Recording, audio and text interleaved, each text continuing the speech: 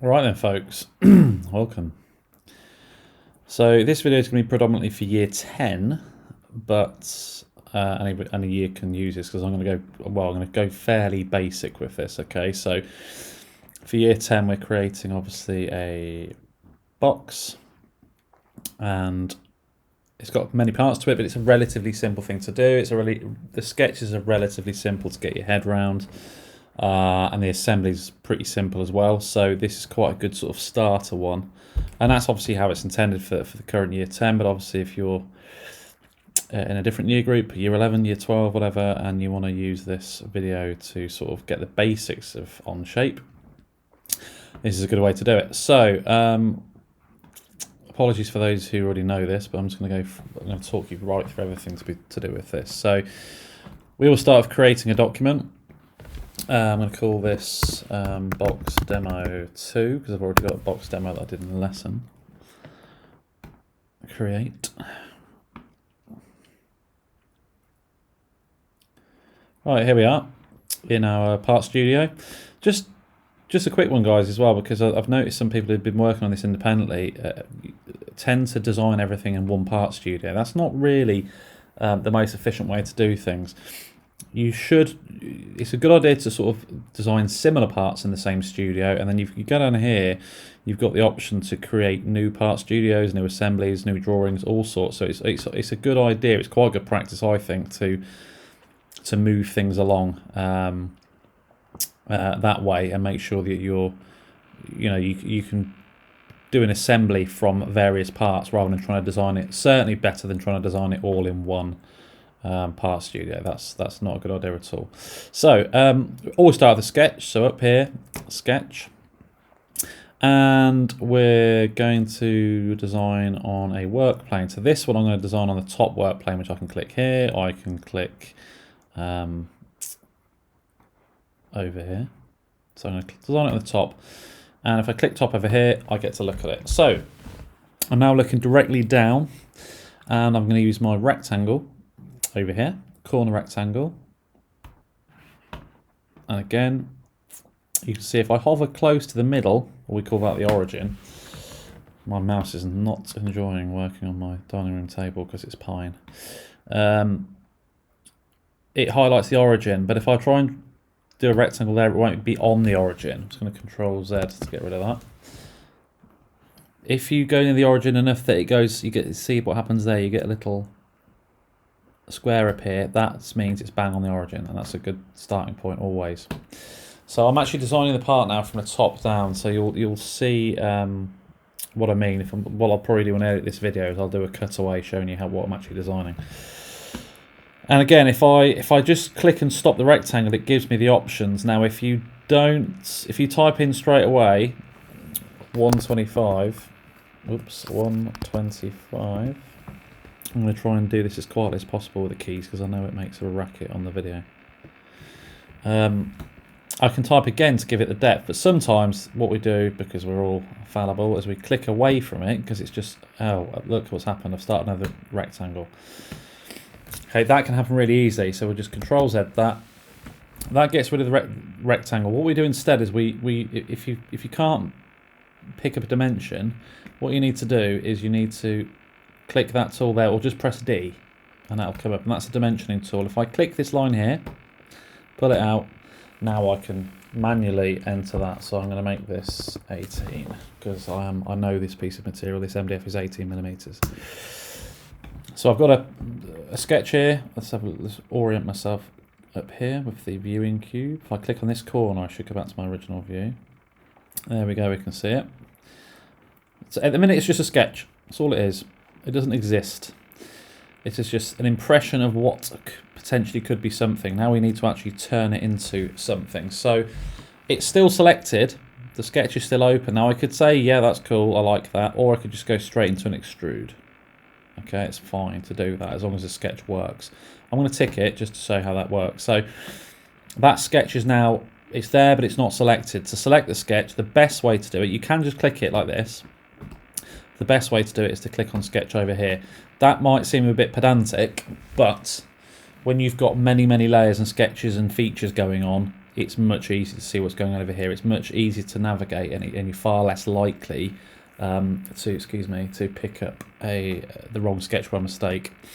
So with the sketch selected, I can go up to my features. The feature I'm going to use here is extrusion. So I'm going to extrude it, and I don't like working upwards.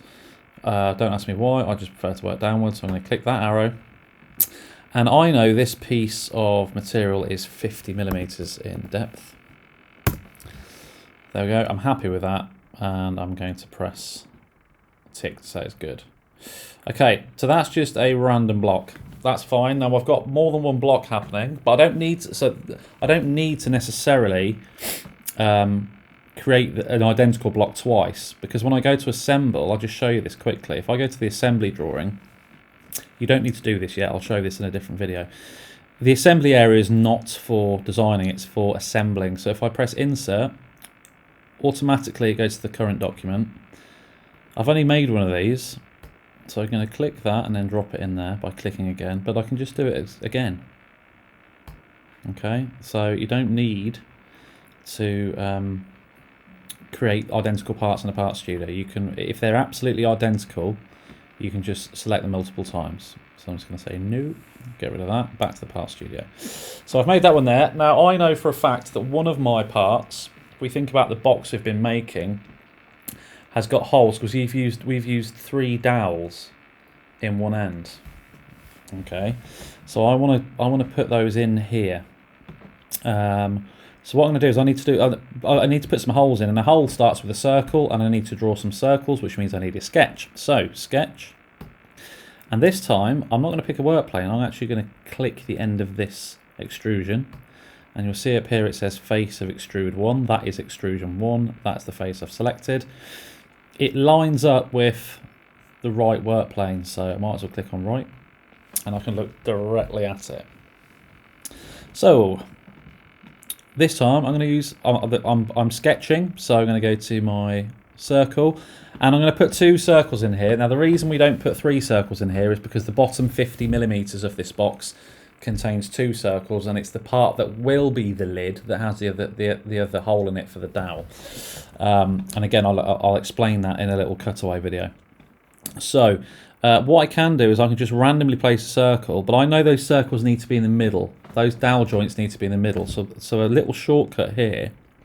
If I go along here, it will. If you look at my cursor, as I go towards the middle, it picks up a square. That square says to me that that's the center of that line. So without clicking, when I'm on that square, if I just slowly start moving up, you'll see it traces a little construction line. Okay, I'm just going to zoom in on that even better. There you go, look. So I've moved along and it's picked up the square, and then if I go roughly upwards, it will keep it on that line. So I'm going to press it, pull it out. I know this needs to be, what size dowels are we using? 8mm. So for the sake of this, I'm going to make it an 8mm hole. We wouldn't do that in reality. We'd make the hole 8.5 or 9mm to allow for glue, but not on here. So I'm going to type 8. There we go.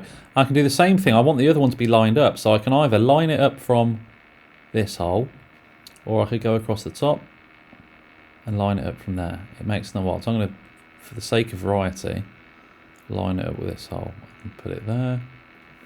Say 8. Now, the beauty of doing it this way is that when I move one of these, the other one will move with it, because I've constrained them together. I've taken that circle off the center of that one, so they'll move together. So if I click on dimension or press D, I don't need to measure it from there to there because it's bang in the middle. I know that that'll be exactly on 9mm because this is 18 across, but I do need to measure the center of this one to that one, and the center of this one to that one as well. So if I click on the center and then I go over here without clicking again, it goes yellow, which means I'd select that, click again, drag it out, and that was pretty close. That needs to be 15mm.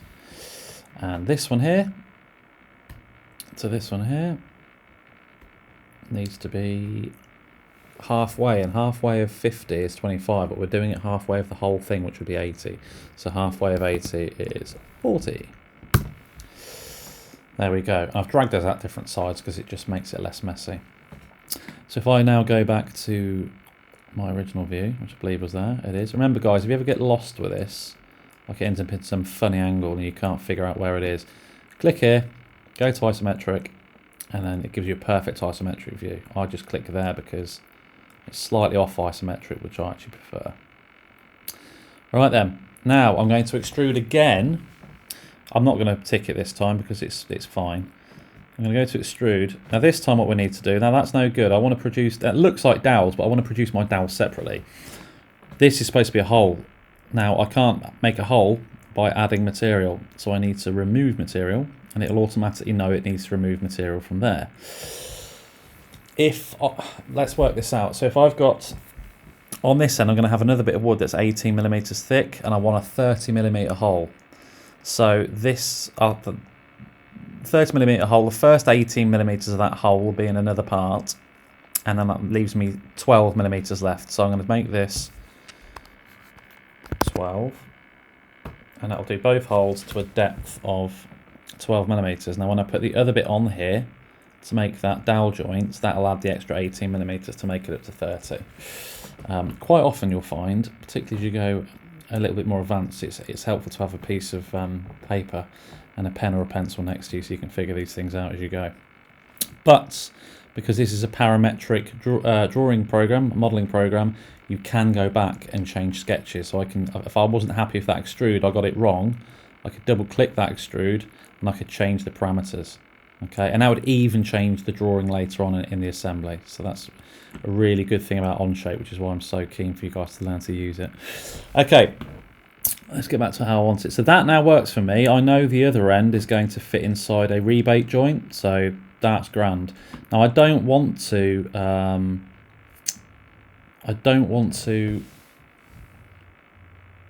copy. I'm going to make a new one. Okay, so sorry, my phone is ringing. I'm going to clearly ignore that. So I'm going to do another sketch, and I'm going to do this time I'm going to do the sketch on the top again. Look at the top and click my rectangle. I want to line it up with the end of that one. Okay, 125, enter, 18, enter. This one's nice and easy. There's quicker ways of doing it than this, but quite frankly, it's not terrible practice. I'm going to extrude that now. I'm going to extrude it the other way, and I'm going to extrude it to a distance of 50 millimeters, and that is, I believe, off the top of my head, all I need to do to that one. So that's great. So I'm happy with those two, and I'm happy to leave them there. Now what I'm going to do is I'm going to create the other two parts, the ends, if you like. Okay. So I'm going to do that though on a separate video, so I can answer the phone and then get back to you.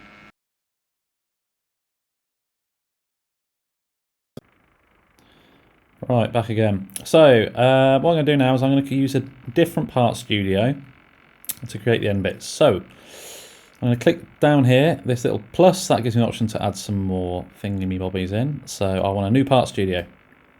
Just going to stick it in here. Part studio 2, you can name these if you like, but we're not doing dozens, so there doesn't seem much point really. So this time I'm going to keep using the top work plane because it's going to make life slightly easier later on.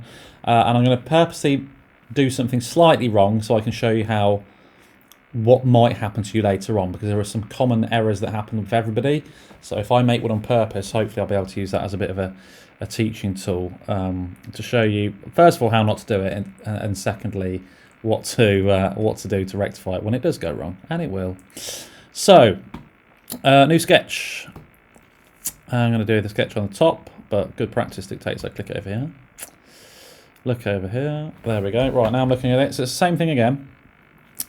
125 long, 18 wide. Okay, and I'm going to look at it from here. I don't need to look at it from here, but I just like doing it. I like seeing the extrusion happen in real time. Extrude downwards, please, and distance of 50.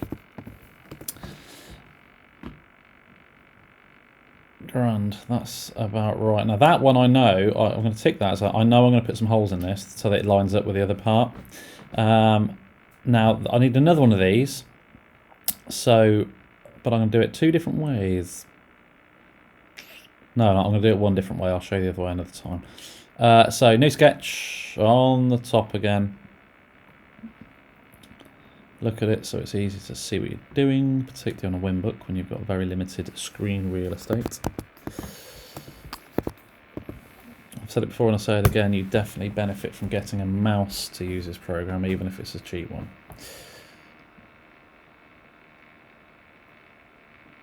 Extrude.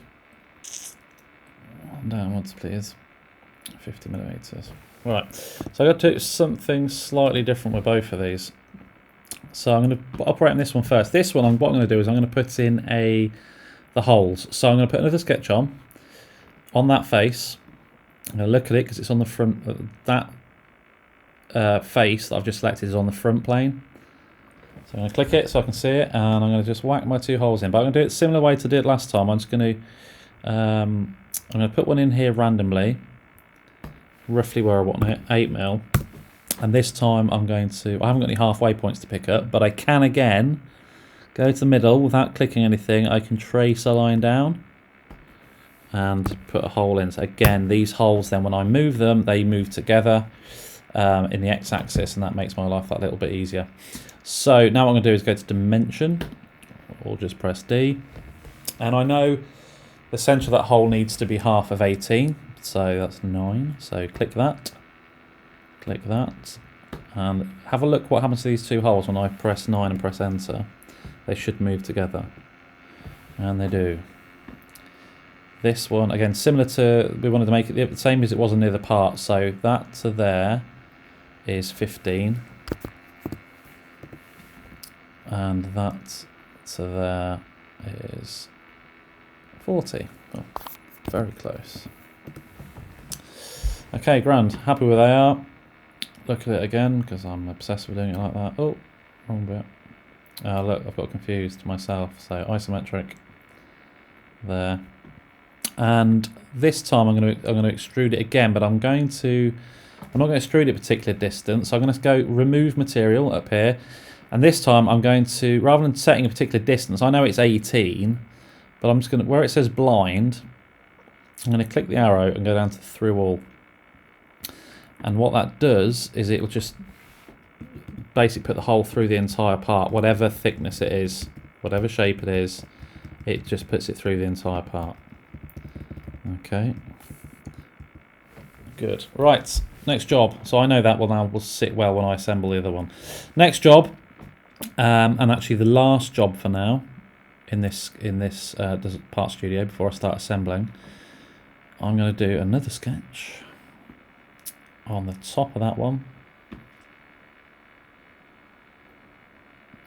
I'm just going to zoom in on that one particularly, because this is the bit I'm working on. Just going to move over here as well slightly. So I'm going to do 2 rectangles this time. I'm going to go one here. I'm going to do one here. Oh dear, look what I did. I didn't enter them. So what I'm going to do is I'm going to click off my rectangle, dimension. That bit needs to be 18 wide, because there's an 18mm piece of MDF going to go into it. And it needs to be halfway. Halfway isn't... Oh, done it wrong. Whoopsie, excuse me. Control Z. Press D. So from there to there needs to be 9. Magic. And it's done it the same the other side. That's quite clever of it. It's kind of figured that out itself. It's quite an intelligent program really, because it kind of figured out, right, this clearly trying to do the same thing on both ends of the wood. So it's changed it just to make my life easier. Good. So that sketch now I can extrude that sketch through. That and that counts the same sketch. So I wouldn't need to do them as separate sketches. In fact, it's better that I don't do those 2 rectangles as separate sketches, because I want the extrusion to happen to both of them. So if I go to extrude, I need to go the other way. So if I go to remove, just like I did with the holes, through all, and there we go. And I've made my rebates, which is a lot easier than doing it with a tenon saw, I'm sure you'll agree. Okay, so there we go. Happy Larry. All good. That all works, and now I am ready to assemble these parts. So that'll do for now, and I'll do a second video where I show you how to do the assembly. Thank you.